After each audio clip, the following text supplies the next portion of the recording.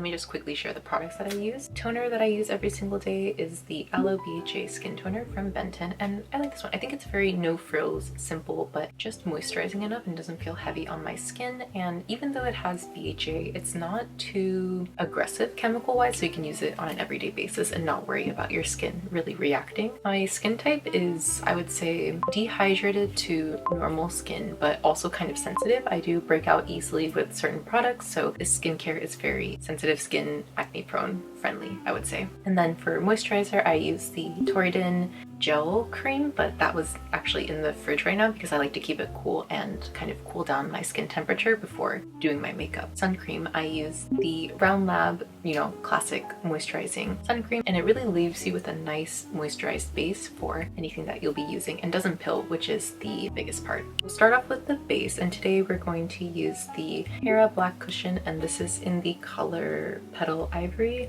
Love, love, love this cushion. I have been using it almost every single day since I got it back in May. It's been a couple years since I've repurchased it just because it's not a cheap cushion, but I think trying many things in between them, there are definitely good cushions, but nothing hits like her. I think I understand why it's a popular seller. It just has a really good finish, gives you really great coverage without feeling too heavy or cakey. For most skin types, this is going to be a really good cushion, and you don't have to worry about it like breaking down badly or just leaving really weird patches. It wears nicely with your like natural skin, like oils and stuff like that throughout the day. So really love this cushion. Cannot stop using it. Mostly done with the base, but I think I still want to cover up some of my under eye circles because I definitely do not sleep enough. So let's cover that up and some parts around the nose. The concealer that I have been repurchasing over and over is the Dior Forever Skin Correct, and this is in 0N. I just love how moisturizing it is. I think especially for the under eyes, I was having a hard time to get a concealer that would, one, brighten it, and two, not settle into my fine lines throughout the day. But I think this is just moisturizing enough that settles in nicely without looking crusty throughout the day. So let's use this. I'm definitely on the last bit of it though. There's like no product on it anymore. Oh no! I think it's time to buy a new one. Just want to share like life updates, check in with you, how you are doing. How's life?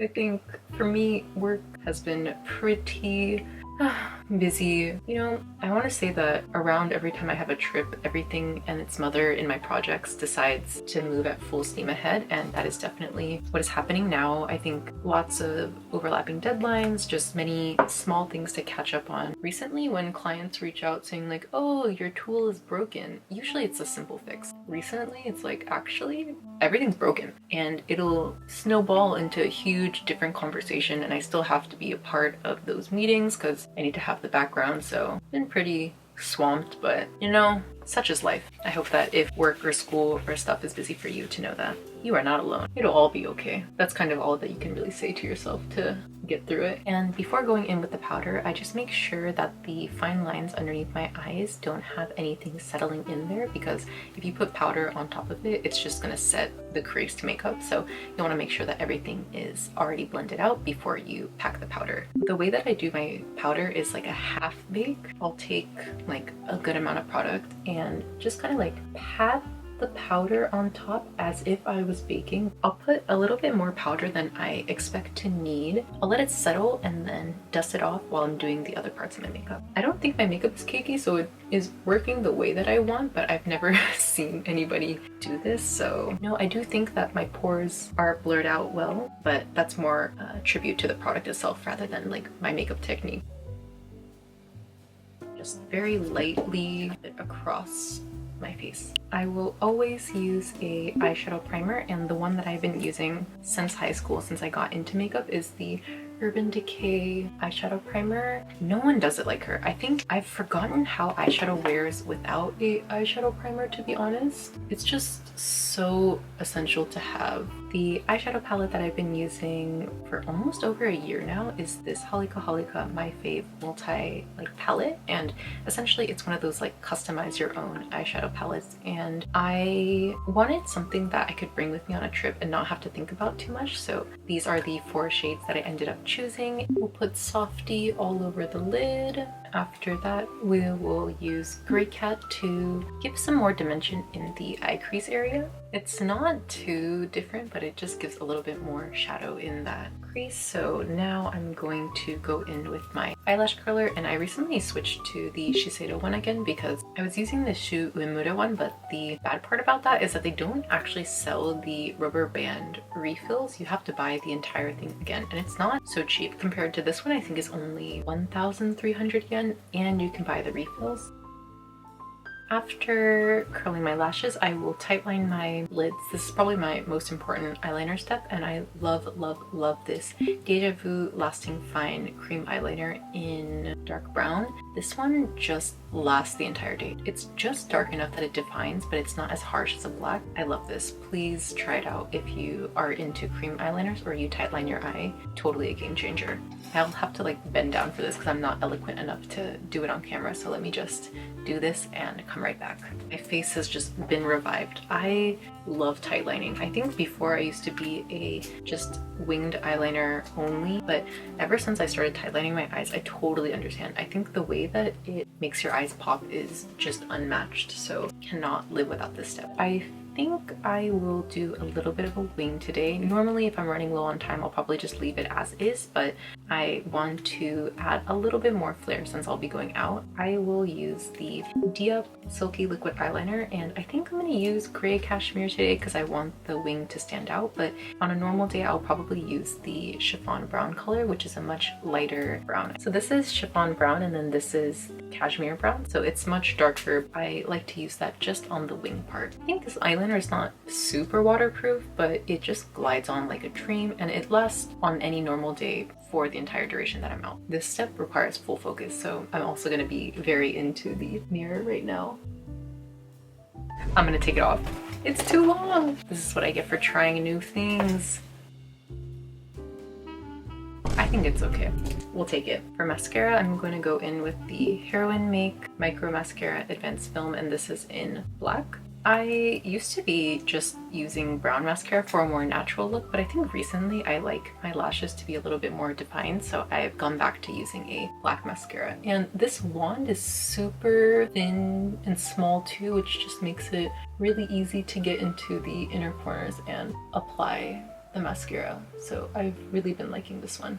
For brows, I'm going to use the Deja Vu eyebrow color in ash brown. I'm actually trying to grow my natural color now, so I'm just going to keep it dark for a bit, but I still think that having lighter brows makes the look a lot more softer, so I am still keeping this lighter eyebrow mascara and not changing the color too much. I am interested in trying to bleach them though, which is crazy because I didn't have any eyebrow hairs in like high school. So where did these come from? And now while that dries, I'm going to introduce the other products that I'll use. Both of them are from Cezanne, and this eyebrow pencil is really popular because it's super skinty. Look at that. That's how tiny she is. It doesn't come with a spoolie, which is a little bit of a con. Just keep that in mind because I think this is only 500 yen. It's dirt cheap. Because it's so thin, you can really fill in the lines very naturally, and even if you go with a heavy hand, because it's not that big of a pencil, it doesn't look too crazy. So I think it's very beginner friendly as well. For powder, just to make the overall look a little bit softer, I will also go in with the Cezanne Nose Eyebrow Powder, and this is in the color Caramel. I will use the darkest shade on the tail sometimes, but mostly this kind of middle brown caramelly color for this 2/3 of the brow. I think they're dry now, so let's go in with the pencil. I'm gonna go in with the powder, just fill it in a bit. So we're done with most of the makeup, and while for work I don't have enough time, so I usually skip this step. It is usually a step that I incorporate when I'm going out on the weekend. This is the Peri Peri V shading in Grayish Cool. I'll just kind of take that middle color, blend it on the lid, and all I do is kind of motion, like shade around my face very, very lightly. It's to the point that I'm not sure if it actually does anything major for my face, but I feel better after I do it, so. I've been using this so much since buying it. It is the 2AN Dual Cheek in Love Rosy, and this I think is marketed to be a blush that blurs out the pores, and I really do think that it does that. One, it takes the guessing work out of it. Like, you get 2 shades, so you can go for a more muted look, or if you want a little bit of an accent, you can use the darker shade, or you can use them both in tandem, which is what I like to do. I will take the lighter color. I think because the color is so muted already, you don't have to worry too much about how it'll turn up. And then I'm gonna take the darker color. This is where we're gonna be a little bit more calculated. So we're just gonna put it like right underneath the like eye bag area at the top of my cheekbone, kind of where that area meets. Highlighter, I love the Cezanne Pearl Glow Highlight, and this is in number 1, Champagne Beige. I think this is pretty popular in Japan as well. It's very well known, very cheap. It's gorgeous, and this is only like 600 yen, so a really nice highlighting shade. It's definitely not too extravagant either because of the beige color, so a nice everyday one or just something to have in the collection as well. And where I like to put the highlight is I kind of want a dewy look, so copy the technique of not putting it directly on top of that cheekbones, but right here, right where the like light would touch. So I'm gonna put it like this. I just use the brush that comes with the palette and like that. So without even turning too much, you can already see that your face is glowing. And then with whatever's left on the brush, I'll like put it on the cupid's bow, my nose, underneath my brows, and then also to make the face look a little bit fuller, I'll also put it like here. Just very tekito. The look is pretty much done. The final step is to use a setting spray, and I am using the Charlotte Tilbury Airbrush Flawless Setting Spray, and I bought this because my best friend Esty uses this and recommended it. So when I was staying at her place last time, we popped by Sephora and then I picked this up, and I do really like it. I think that it makes my makeup look very dewy and does the job. You know, it stays for a long time. I'm gonna shake it up, and then I'm gonna get attacked. I remember seeing online before that it's better to fan it and set it rather than just letting it set, so I'm gonna do that very quickly. I said that was the final step, but I totally forgot the lips. So our final step is going to be lips, and I'm going to go for a kind of muted brownish tone but still bright lip color, and I'm going to start with the Color Gram tint, and this is in number 6, Oolong Lychee. I don't know how to describe this color. I think it's a little bit of a rosy muted shade, best way that I can describe it. I like this Color Gram tint because it does deposit the tint into my lips, so even when it wears off, I think that a little bit is still actually on the lips, so I don't look too dull or dead. So really been enjoying this one. It is a little dry though, so I think that's the only thing that kind of is meh about it, but otherwise it's a great tint. Then I will use the YSL lipstick in, probably put on the screen. It's another kind of rosy shade. I'm gonna put this on. Recently, I've really been into glossy lips. I think I'm a little bit late on the trend since matte lips seem to be making their comeback, but for me, I'm still fully into the glossy lip type. So I am going to top it off with the Dior Addict Lip Maximizer in number 18. And I got this from my best friend Caroline for my birthday last year. So thank you, Caroline. This will bring the tone a little bit closer to the brown side. So, excuse me. Very cute. Love. Okay, let me just blend it out a little bit. It's a little dark. 3 is a bit excessive, but the combination, love. Let me just quickly do my hair off camera and then we'll be right back. Okay, and this is the completed look. It's a very easy everyday look. I hope that this kind of chatty get ready with me was interesting and that you could find some products that might be fun for you to use as well. Thank you so much for watching. I'll see you in the next one and hope you have a great rest of your week. Bye.